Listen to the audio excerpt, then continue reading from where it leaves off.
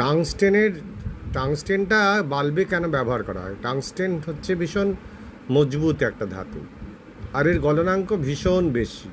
মানে যত ধাতু আছে তার মধ্যে সবচেয়ে বেশি হচ্ছে এর গলনাঙ্ক। তাই গলনাঙ্ক বেশি হলে কী হবে? প্রচুর গরম হলেও সেটা গলে যাবে না, নষ্ট হবে না। এটা ভীষণ মজবুত ধাতু, আর এটাকে তুমি টানতে টানতে টানতে টানতে টানতে টানতে লম্বা করে একেবারে সরু করে ফেলতে পারো, তাও এটা ছিঁড়ে যাবে না। এই ধরনের বৈশিষ্ট্য আছে টাংস্টেনের, বুঝেছো তো? এই জন্য টাংস্টেনটাকে এই বাল্বে ব্যবহার করা হয়।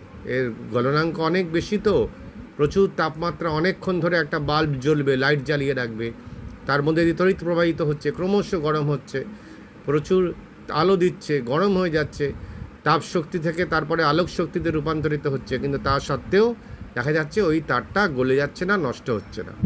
এই জন্যই ওই টাংস্টেন ধাতুটাকে হচ্ছে বাল্বের ফিলামেন্টে ব্যবহার করা হয়।